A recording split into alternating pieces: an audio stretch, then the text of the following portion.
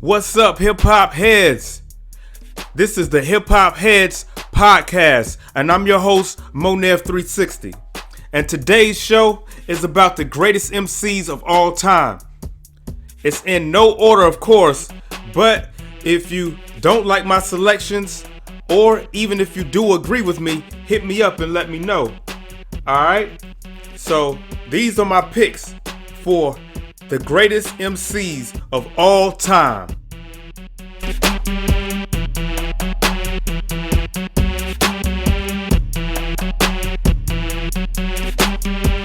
If you like dope beats, dope rhymes, and discussing hip-hop culture, subscribe on whatever medium that you're listening to or watching this content on so you don't miss any of my content.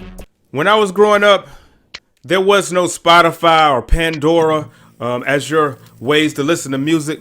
The only thing we had was radio or TV. So that means BET Rap City or Yo MTV Raps or whatever radio stations played hip hop. If it wasn't for that, you didn't hear it. So, I would do things like record songs on cassette tapes, like off the radio station to make a mixtape, and, watching music videos on TV when I came home from school.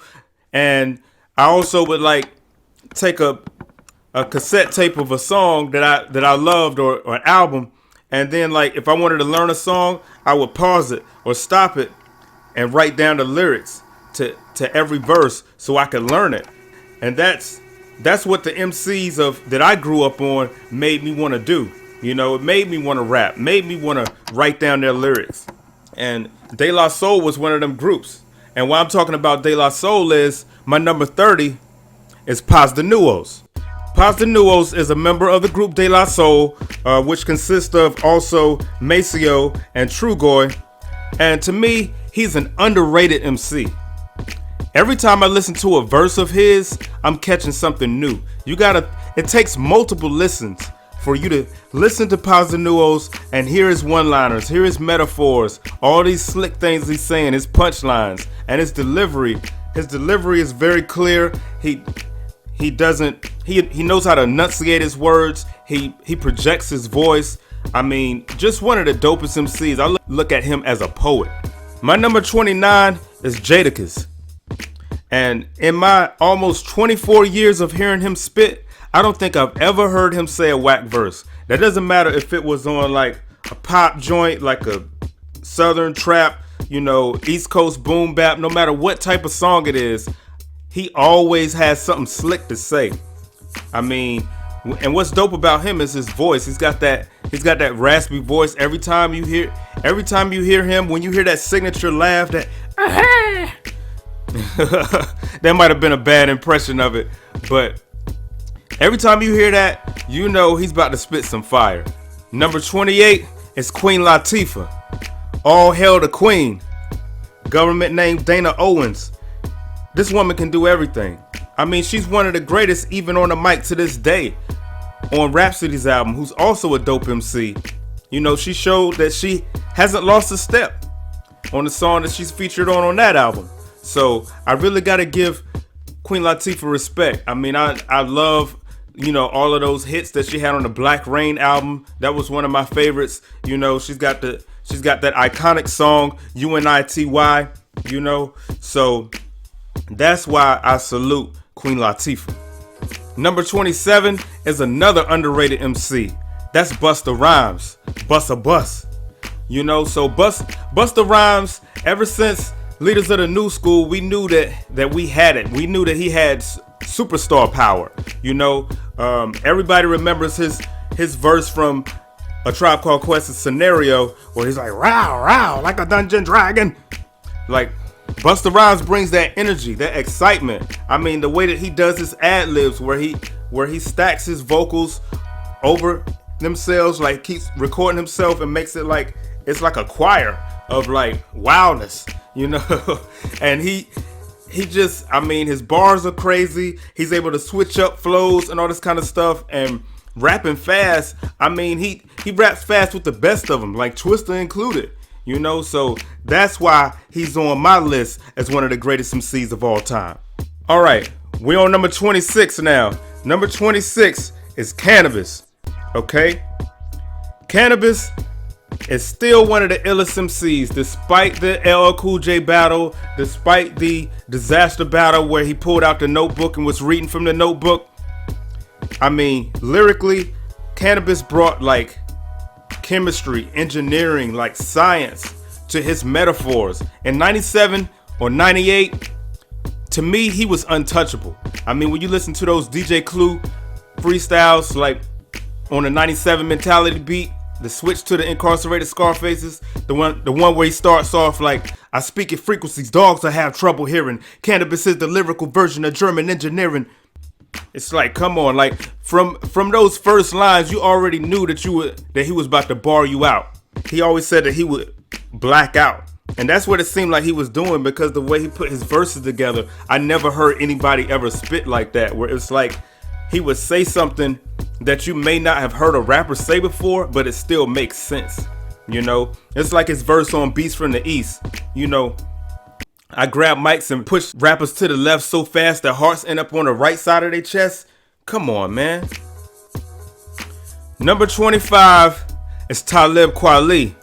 Somebody who a lot of people had a hard time saying his name when he first came out.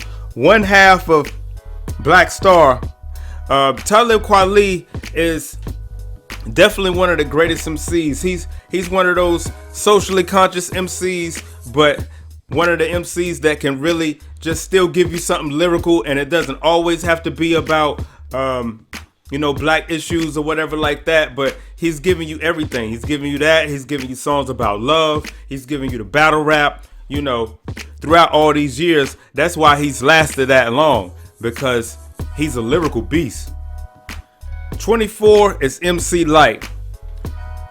And just like Queen Latifah, and I didn't say this before, but I was mad young when they were out, but over the years, as I listened to somebody like MC Lyte, and I remember like when MC Lyte had Keeping On with Escape, on the Sunset Park soundtrack. Like, that was one of my favorite songs, and when she had came back out around that time. But I also remember back in the day where, she had Roughneck and stuff like that, and Poor Georgie, and she always had this style, like she had this like her voice was real deep, and she had a different type of thing where she wasn't trying to be sexy with it, but she just rapped, like, and it was hard, and that's how she's always been. So I really respect MC Lyte for being one of the first few females that people looked up to. People like Rod Digger look up to MC Lyte because of what she did. Lauryn Hill, everybody. Number 23, Lauryn Hill. She's definitely one of the illest MCs that I've ever heard. Of course, coming out of the Fugees, and then they just blew it out the water with that second album, The Score. Tracks like Killing Me Softly, Fuji Live, Ready or Not. And then Lauryn Hill dropped her solo album in 1998, The Miseducation of Lauryn Hill. And to me, it's called a hip hop album, and it should be called a hip hop album, because throughout the whole album, even when it was songs, when it was singing, there was like sprinklings of hip hop here and there, and it probably was only like 5 songs that she actually rapped on, but all of her verses on those songs were crazy. It's just like, no matter if we never get anything like that from her anymore, she still is like one of the best in my heart. I mean, she did come out with an Unplugged album, and the one thing that I can remember from that is The Mystery of Iniquity. If you ever sit down and listen to that song, I mean, it's just so deep. Everything that she's breaking down in that song, it's like it's relevant to this day, So Lauryn Hill. Big Pun. I got a lot of respect for Big Pun, and Big Pun is number 22. Okay, like, my number 22 slot goes to an MC that the first time I heard him was on the Funk Flex Volume 1. Him and Fat Joe were rapping over the Ice Cream beat by Raekwon. And like, I just never heard anything like that before. I mean, people talk about him, like, people are always gonna put certain labels on you and everything like that. So he was known as the first Puerto Rican rapper with a platinum plaque. And yes, that is a fact, but still, like, no matter what he is, just the way that he came through on tracks like Beware and like all of the guest tracks that he was on, like Banned from TV or John Blaze, like, you know, he was just so clever with it. And so, like, the way he put his words together, like, super lyrical. Pun was nasty, man. I wish that he had, you know, had gotten to live and we could have saw, like, how much more that he was going to grow and how much more that, you know, he would have been revered as being an MC. Number 21 is LL Cool J.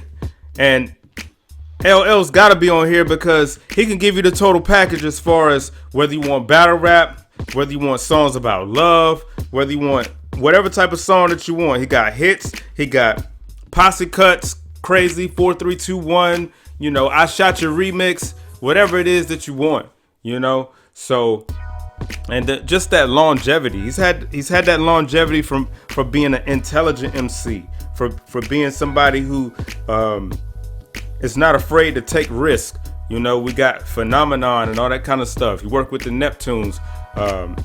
Definitely had hits with Marley Marl on Mama Said Knock You Out. Every time people think that they've counted him out, he comes back with a banger. You know what I'm saying? And that's what he does. And I won't be surprised if he does it again. I'm pretty sure people have forgot about him right now, you know, and just be like, oh, he just the NCIS guy or whatever. But yo, he can still get on that mic and get busy. I'm pretty sure of that. Since we're talking about MCs today, I'm an MC myself. So if you're a fan of real hip hop, which I know you are if you're listening to this show, you'll want to get my album called The Restoration. It's a concept album that connects hip hop to God. There's a link in the description below, or you can go to monev360.bandcamp.com and look for Monev360, The Restoration. Remember when I told you about how music wasn't so accessible back in the day? Like how, you know, it was cassette tapes, it was radio, it was TV, some CDs. That's how we heard our music. You know, now it's different. It's not like it was. You know, hip hop's been around for, you know, 40 something years. And now hip hop is the most popular genre of music pretty much in the world. But ironically, even with that, in the eyes of the masses, I feel like the art form of hip hop is devalued. Like, people would love nothing more than to not buy somebody's album. If they want the album, they want to get it for free. Or they might not even want the album. They just want to go to Spotify and get a playlist that they can listen to that's got all their favorite songs on there. And they'll listen to those songs while those songs are hot. And once those songs get old, then it's on to the next hot thing, the next hot songs. Lyrics don't matter. I told you about how I used to pause the tape to write the lyrics down to, you know, like Nas's songs off It Was Written or something. People ain't doing that now. People don't care to do that now. But the next 10 artists that I'm going to be talking about on this list are artists from my era. Artists that I came up listening to that would never be the case, that I would disregard their lyrics and not care about what they got to say. I'm talking about people like Big L, who's my number 20. Big L is definitely one of my favorite MCs. I mean, he's just somebody that if you listen to a Big L rhyme, every rhyme is a punchline. It's like it's a setup. It's like, you know, it's coming. And it never gets old. It's just he had like a simple way of flowing, but he was gonna say something sick. And then there was other times where he would like say something where he would speed up his flow a little bit, like where he was like, you running with boys, I'm running with men. I'm gonna be ripping the mics until I'm 110. Got this nigga like them and this nigga done it again. Like, and the rest of the rhyme wasn't like that. You know, he just had that little part in it. Like, I'm making wonderful figures. I don't care about none of you niggas. I might pull out this gun of you niggas and rob every last one of you niggas. It's so sad of what happened to him, because like he was the one that was pushing Jay-Z. One of the people, like before Jay-Z is who we know of him now. He had him at the radio. Everybody knows about the 7-minute freestyle where it was both of them back and forth, on the Milk Bone, Keep It Real beat, I believe it was. But yeah, and so Jay was about to return the favor and sign him to Rockefeller when, before his, untimely demise. Yeah, Big L definitely will live on as one of the dopest Emcees that has ever touched the mic. Number 19 is Pharoah Monch, one half of Organized Confusion, Internal Affairs. I was big on that album. Pharoah Monch it's the use of alliteration in his, he does that a lot. If you'll notice, it's an excitable delivery. He's one that will use like different sound effects and stuff in his rhymes and stuff, and like just providing like imagery. That's the word that I can use to describe how Pharoah Monch puts his verses together. And it's like, of course, multisyllabic rhyme schemes, but like I said, alliteration, punchlines and all different, it's like a dazzling display of wordplay. It's like a word circus. My number 18 is Redman, the Funk Doctor Spot. I mean, that's somebody that also comes with those lyrics, like off the wall lyrics. Like Redman's the type of MC, he's gonna talk about weed. He's gonna talk about banging out a chick, like just wild stuff. He got a crazy excitable delivery as well, and just like he'll kill a guest appearance. He will murder a guest appearance. He does have at least one classic album, Muddy Waters. I'd even argue that you could say that There Is a Dark Side is a classic as well. I mean, I'm just presenting my case for why somebody like Redman should not be as slept on as he is. I don't think that a lot of times if you were asked that the average hip hop fan who their top 5 MCs are, or ask them about their list, Redman's name might not come up. It should though, in my opinion, because he's been giving it to us for over 20 years. Number 17 is Common. Common is a wordplay master as well. Hit you with mad punchlines in every rhyme. The Resurrection album was the first time that I really caught wind of Common and knowing what he could do. I mean, like, first of all, I used to love her. Do you realize that just because on the end of that song he says, "What I'm talking about, y'all, is hip hop," that does not mean that when I was first listening to that song, for a little while, that I was gonna automatically know that whole song was about hip hop. I mean, to take an extended metaphor, not just for like 4 bars, 8 bars, but a whole song about hip hop, and the whole time you thought he was talking about some girl that he was messing with. He did it in such a masterful way, and that continued on One Day It'll All Make Sense. Like Water for Chocolate, that definitely is a classic from him. I really love that album. B, where Kanye West did the whole thing except for the 2 J Dilla joints. That's another classic from him. And he has been a consistent MC. He doesn't always drop a project that I love, but if you look at his whole body of work, you gotta give him the respect. And to freestyle, like, he can freestyle with the best of them. And I'm not talking about the old definition of freestyle.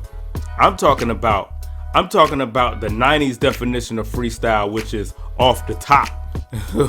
When we were freestyling in the 90s, it wasn't a miscellaneous verse that wasn't attached to an album that was written. It was coming off the top of the dome, and that's what Common can do very, very, very well. So to me, that's the true definition of an MC. Number 16 is GZA Genius. The Genius. Now, I'm pretty sure that that GZA is seen as like an elder statesman in the Wu-Tang Clan. You know, somebody that everybody looked up to as far as providing lyrics. You know, somebody that's gonna give you that wisdom. You know, so if all your evidence is the Liquid Swords album, that'd be enough to make him be in your top 10, your top 5, whatever it is. Because what he did on that album, the way he's breaking stuff down, I mean the 5% knowledge mixed with the street, mixed with just brilliance. You know, like it's wordplay, but it's like creating word pictures. It's not just like simply writing a punchline. It's like just different. Like it's hard to explain. Like it's like circumventing the normal way that you would write a verse or write a line in a verse and saying it in a different way. But if you really listen to it and break it down, it makes sense. That's what he does. He seemed like the type of MC who would never be like the artist who drop a project every 6 months. Like he couldn't do that because it probably takes him too long to write a song, and that's a good thing. That's a good thing that he seems like he sits down with a notebook and takes his time writing a verse, takes his time writing another verse, thinking of the hook and all this, and don't get into the booth until the song is done, you know, and then repeat the process to complete an album. Cause it sounds like it. It sounds like he took his time. He's not going in there just freestyling. All right, number 15 is Inspector Deck, another member of the Wu-Tang Clan. Inspector Deck is somebody who's always, you know, as far as the guest verses or like songs that he's on with the Wu-Tang, he's the set it off guy. Like you could put him on the beginning of the song, he gonna set it off. You know, Triumph, Protect Your Neck, you know. He kills guest appearances too, you know, Above the Clouds, stuff like that. Like it's just the way he says his rhymes. Like he got this kind of this delivery that's very, very upbeat, and he just be saying hard stuff. I mean, I'm pretty sure everybody knows that Triumph verse by heart, but he got mad verses like that. I talked about Liquid Swords. He got dope verses on that, like on Duel of the Iron Mike and on Cold World, like, you know. So that's why he's on my list. Number 14 is Nas.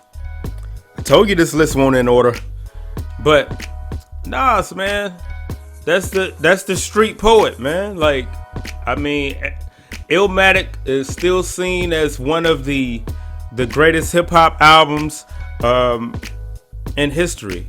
Probably seen as one of the greatest albums in history. But he continues to go on to greatness after that. Like, you know, I heard it was written before I heard the whole Illmatic album, and I love It Was Written.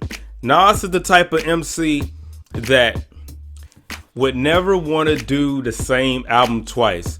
And even though I don't love every Nas album that comes out, I respect him for being enough of an artist to be like, okay, I want to grow. I want to do something different. I want to try different flows. I want to work with different producers than people expect me to work with. Number 13 is Jay-Z, or Hove, or Jigga, as he used to call himself. Jay-Z is definitely one of my favorite MCs, and the reason why Jay-Z is one of my favorite MCs is because he's somebody who could get on the track and brag about his skill, but not really brag about it. Like, he's still going to be talking about his drug dealing past. He's still going to be talking about, having money for a long time because of that, or having money a long time now because of being in the industry and running businesses. But he's going to find a clever way to do it. Like, he's still dropping gems, and he's still saying things that go over your head without just outright saying, I'm the best MC and this and that. And like, he don't construct his verses like that. He constructs his verses like he's telling you a story, or he's telling you like about his life. And he's always been good at doing that. He's able to do that, and he's able to do that on any type of beat. He's able to do it on a Premier beat. He's able to do it on a Neptune's beat. He's able to do it on a Timbaland beat, or whoever, Ninth Wonder. It doesn't matter, so that's why Jay-Z is dope. Number 12 is Eminem. Eminem is not so much like a punchline rapper, but like what Eminem's strong point is this multi-syllabic rhyme schemes. I don't think that there's anybody who has been able to string words together like Eminem has, ever. I haven't heard it. It's like he would take like maybe it could be even 10 syllables maybe, and he can stretch it for like 10 bars, 12 bars, straight before he gotta switch to another rhyme scheme. And it's like, and the words are still making sense though. He's putting it together. He's putting it together with flows and all this type of stuff, ad libs in between and all of that. He's just been able to do that in a way that we haven't seen, and the thing that made people love him was the fact that he would do that, and then he mixed stories with it, like Stan, and like, all the stuff that he was talking about on the Eminem show, and how like the Slim Shady LP was the introduction to him, and he showed us doing that, talking about drugs and talking about coming up in a trailer park and his mom hating him and mistreating him, and him hating Kim and all this kind of stuff and wanting to kill her, talking about all this stuff, and then coming out with an album, the second album, the Marshall Mathers LP, and saying, hey, wait a minute, don't you know the difference between entertainment and real life? Like, aren't you able to demarcate? Yeah, I am giving you some truth, but I'm exaggerating it, and just giving his side of the story. Was like, why am I getting so much backlash just for being an artist? So for him to be able to do that in a way that was entertaining and where I still understood what he was doing, like, I gotta tip my hat to him. Number 11 is Andre 3000 from Outkast. Now this is your favorite MC's favorite MC, all right? I mean, Andre, or 3 Stacks, 3 Stacks is an MC that don't even have to like rap. He could just talk. He could talk to you on a song. It's just ill how he puts his stuff together. I mean, he uses punchlines too, but it's like he's gonna tell you a story. He's good at telling you a story, just like he did on the end of that last song on the Love Below. Like, I don't know. He just goes somewhere else with it. It's a whole nother thing when we get to talking about Andre 3000. I don't even know how to explain how dope this guy is. If you'd like to support me and help me with providing more value to you on this show, you can cash out me at $Monev36. So that's $MON as in Nancy, E as in Edward, V as in Victor, 36. Even if it's just $1, every little bit helps. Plus, did you know that Cash App will pay you $5 for every friend that you invite? Cash App is a great way to send, receive, and make money. So do yourself a favor and sign up today. All right, welcome back from that short break. Where I said that I feel like now a lot of people devalue the art form of hip hop. They devalue the lyricism, the sample based beats and coming with the gritty boom bap, like how that's missing.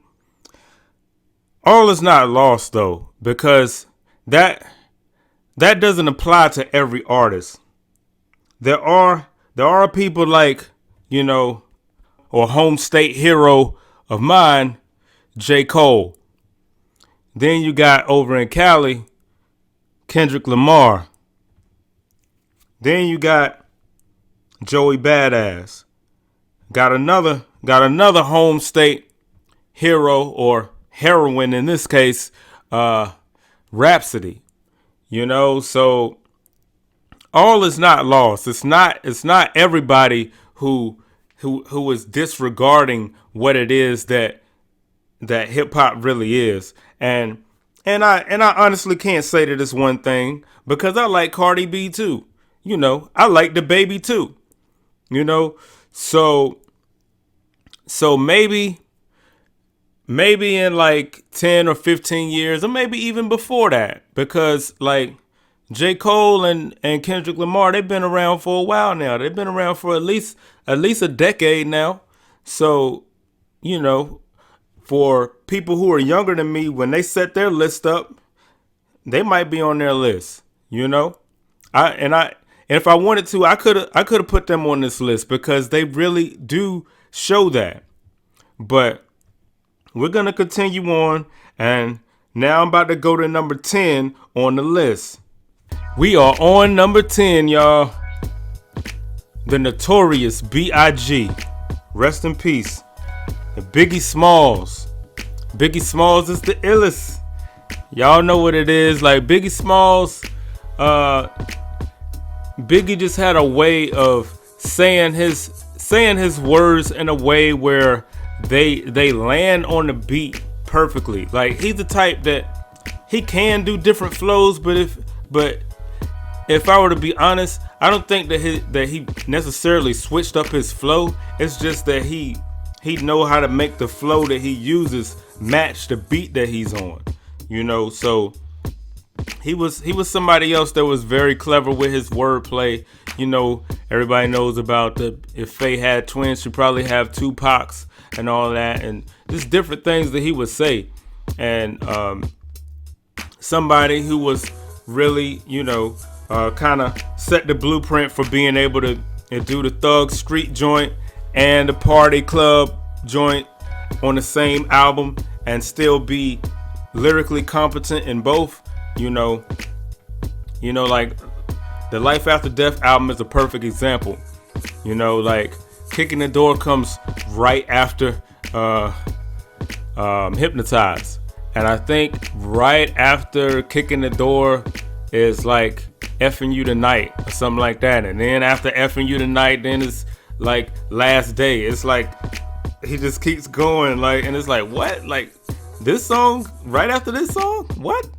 Like every time I hear like blend tapes and stuff, when people put like beats of today with his old verses, it still matches up. That's why I say his flow can match anything, man. And that's what I really loved about Biggie. Another reason why that this list is not in order is because number 9 could have been number 1 to me. Number 9 is Black Thought. Definitely like the top of the top when it comes to Emcees. If you didn't know, you need to go on YouTube and look up the Funk Flex Freestyle, where Black Thought raps for 10 minutes straight. Like, that's unheard of. And I mean, it seems like he's getting sharper and sharper as it gets to the end. I mean, when you talk about breath control, how could you even go that long rhyming without losing your breath, without like stumbling over your words? I mean, it's like no mishaps, no mistakes for how many years has it been now? 26 years since the Roots have been putting out music. I mean, he's been doing it. The first like official album, Do You Want More? Illadelph Half-Life. I mean, all this stuff, Phrenology. What else they got? The Tipping Point, How I Got Over, you know, like so many albums, Undone. And I mean, he's the front man of the group, so he's doing like most of the rapping, but you know, he does guest appearances and stuff too, and he murders guest appearances as well. You know, super lyrical with Big Pun. You know, like jumping on Wishing 2 with Royce for the Prime the Prime album. You know, like Black Thought is one of the sickest MCs. The way he puts his words together. I mean, like I can hear the Kool G rap influence too. Like he'll always tell you how he's super influenced, just the same way Big Pun was, by Kool G rap. You know, but he put his own style into it, and he's just a monster. Number 8 is Yasin Bey, which you may know as Mos Def, one half of Black Star. You know, Black on Both Sides is a classic.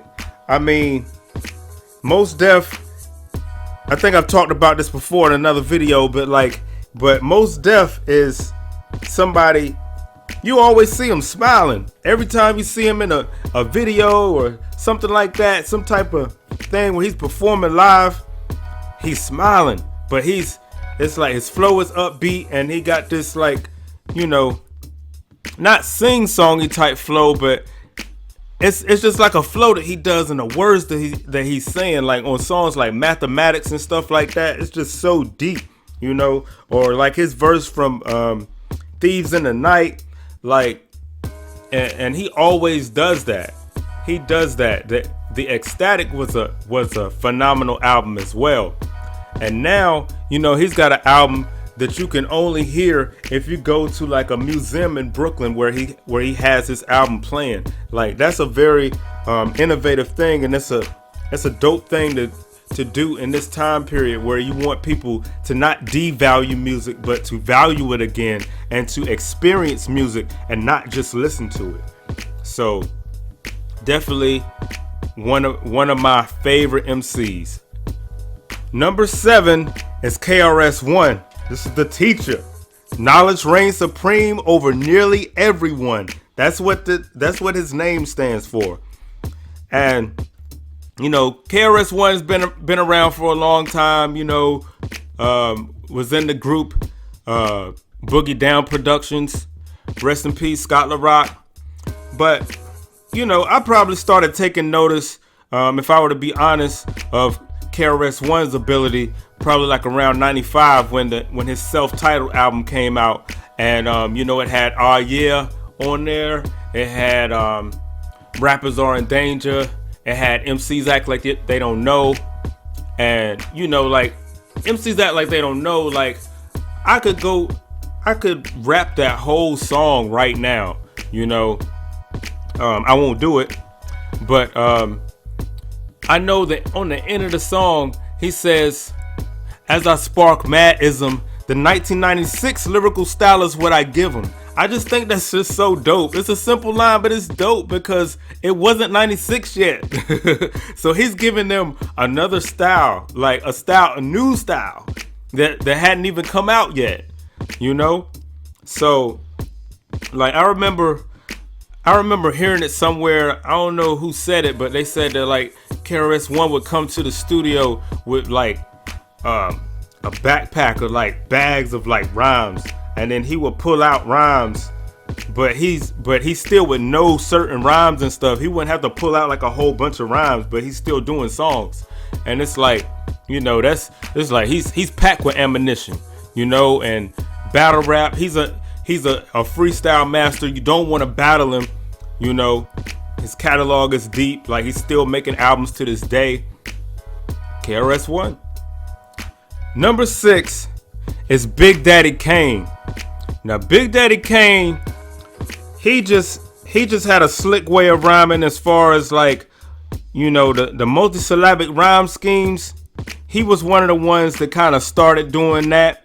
You know, not the only one, but around that time, there wasn't a lot of people who was doing that. He rapped like at a faster speed. Like I don't know what the BPMs of a song like Raw or like Set It Off was, but like it was faster. It was like at, maybe like 90, 95 or something like that, when other people it was more slow. And he's giving you bar after bar and word after word. It's like vocabulary is coming at you, and so you got to catch up. So that's what he was about. He was about giving you those lyrics like that. Plus he was the ladies' man.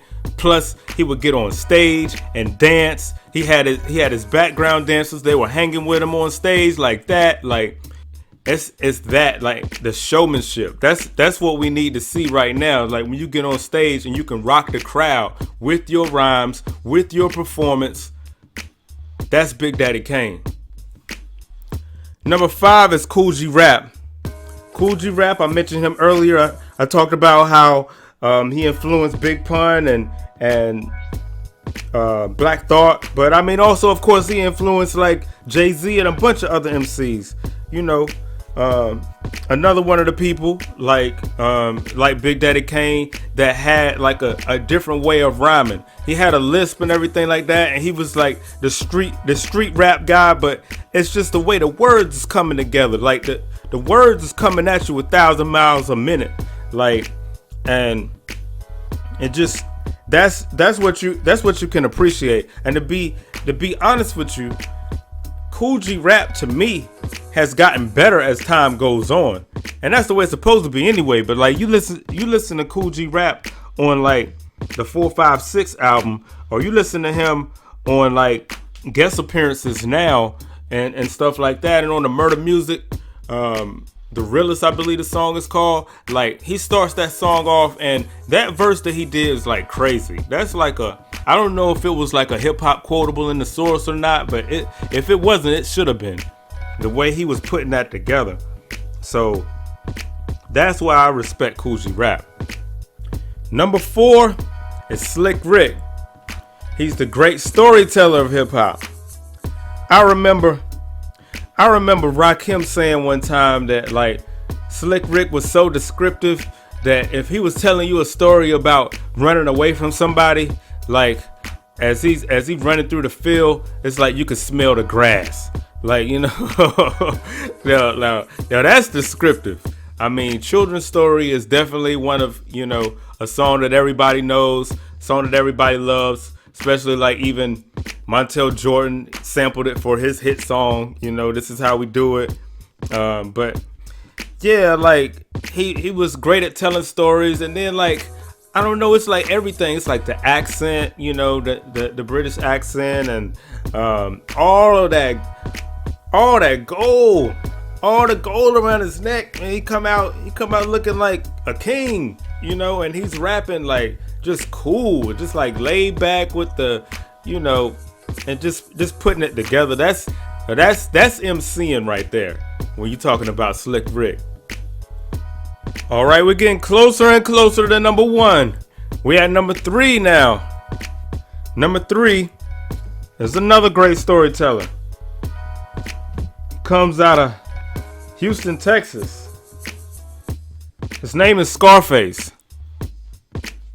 And Scarface, is another, he's great at telling stories. He has a very distinctive voice. You always know when you hearing him.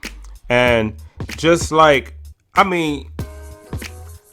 song, I never seen a man cry, till I seen that man die. Like that song, and then when you see the video with it and how everything is just like you feel like you're watching a movie. Like that's how deep it is. Same thing with My Mind Is Playing Tricks on Me. He comes from the Ghetto Boys, so he was doing that first, and then he started coming out with his solo albums. The Fix is also a classic album, the same way The Diary is.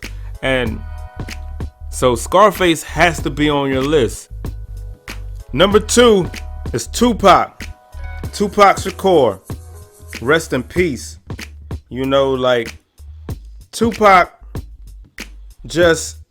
he was very he was a polarizing figure, but it was because there were so many different facets to him. There was the part of him who was the son of a Black Panther. There was the part of him who was into gangs and thugs and all this kind of stuff. There was that part of him. There was that sentimental side and there was that aggressive side. And I feel like Tupac felt like he was a victim. I feel like Tupac was misunderstood because the way that he was portrayed in the media is like he was the victimizer. But if you listen to Pac talk and if you know about our struggles as Black people, you know that it really was the reverse, that it was actually that Tupac was the victim and he was crying out, you know, and that doesn't absolve him from like any of the mistakes that he may have made in his life, you know, but that's just to say that it's a deeper level to it, and he gave you that in his music. And the thing that I liked about Tupac is that even though he didn't hit you with a whole lot of punchlines, he hit you with the multisyllabic rhyme schemes, and he could have a little sing-songy flow, like, you know, the Hennessy, ride on them enemies, and all. It's like, and you know, the way he did his ad-libs double his vocals and all this type of stuff, and his work ethic. His work ethic meant a lot too, because that led to us being able to hear so much of his music. So that's how we could make a great case for him being one of the greatest Emcees, because he wrote songs all the time. Like, he got so many songs. He's got more songs than people who are still alive that are putting out music. All right, we're at number 1 now, and my number 1 probably lyrically spawned a lot of people on this list. Maybe not everybody, but most of the people on this list, he probably in some way influenced them. And his name is Rakim.